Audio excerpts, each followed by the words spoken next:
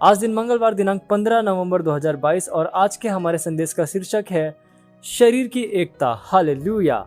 हमारा आरंभिक वचन लिया गया है इफिसियों अध्याय 4 वचन 13 से, जो कहता है, जब तक कि हम सबके सब विश्वास और परमेश्वर के पुत्र की पहचान में एक न हो जाएं और एक सिद्ध मनुष्य न बन जाएं और मसीह के पूरे दिलडौल तक न बढ़ जाएं। हालेलुया। आज परमेश्वर के लोगों के बीच एक मजबूत एकता है, उससे कहीं अधिक जितना कि इतिहास में किसी भी समय में थी। हालेलुया। दो शक्तिशाली बल हैं जो हमें एक साथ बांधते हैं। नंबर 1 है परमेश्वर का वचन, परमेश्वर के वचन की सामर्थ्य जो हमारे हृदय को एक साथ जोड़ती है। दूसरा बल है पवित्र आत्मा की सेवकाई। ये दो बल आज हमें विश्व भर से मजबूती से एक साथ लाते हैं। निश्चित ही मैं जानता हूं कि हम में से बहुतों की विभिन्न सेवकाई, प्रतिष्ठा और विभिन्न प्रशिक्षण है, लेकिन ऐसी मुख्य बातें हैं जिस पर हम सहमत हैं, जो उन अंतरों से कहीं बढ़कर है, जो किसी निश्चित समय में हमारे बीच हो सकते हैं। मैंने कहा किसी निश्चित समय में, क्योंकि पर्याप्त समय दिए जाने पर हम में से बहुत से समान निष्कर्ष पर पहुंचेंगे, विशेष रूप से जब हमारे पास समान जानकारी है, और यह ऐसा कुछ है जो परमेश्वर देखना चाहता है। हालेलुया।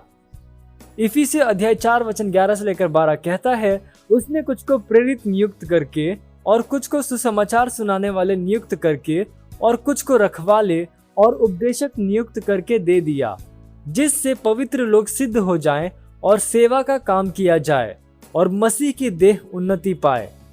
कलीसिया की उन्नति करने में उसका उद्देश्य क्या है? अगला वचन हमें दिखाता है, जब तक कि हम सब के सब विश्वास और परमेश्वर के पुत्र की पहचान में एक न हो जाएं, यह मसीह की देह की एकता को लाएगा। आमीन। बाइबल हमें दिखाती है कि हमारी एकता विश्व के लिए एक चिन्ह होगी कि परमेश्वर ने यीशु को भेजा। यूहन्ना अध्याय 17 वचन 21 में आप पढ़ सकते हैं। और कलीसिया के इन अंतिम क्षणों में परमेश्वर के लोग परमेश्वर के लिए एक अद्भुत प्रभाव के लिए एकता में आ जाएंगे, उससे कहीं अधिक जितना कि इस विश्व ने कभी भी जाना था। परमेश्वर की स्तुति हो। हालेलुया। यह समय घोषणा का आप जहां कहीं पे भी हैं, अपने पवित्र हाथों को उठाकर मेरे साथ ये घोषणा कर सकते हैं।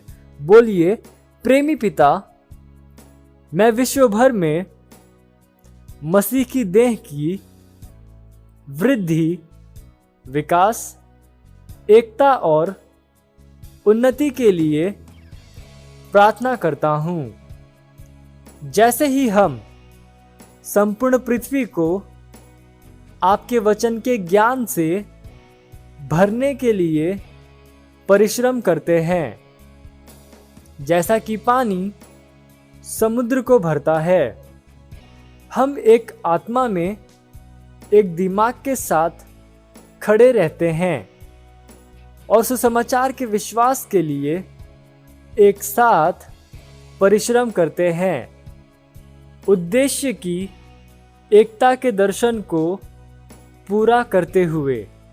प्रभु यीशु के नाम में आमीन। हालेलुया। Praise the Lord. आप अतिरिक्त वचन पढ़ सकते हैं 1 कुरिन्थियों अध्याय 1 वचन 10, 1 कुरिन्थियों अध्याय 12 वचन 12 और यूहन्ना अध्याय 17 वचन 20 से लेकर 21। आप एक वर्षीय बाइबल अध्ययन योजना में पढ़ सकते हैं इब्रानियों अध्याय 12 वचन 1 से लेकर 13 और यहेजकेल अध्याय 11 से लेकर 12।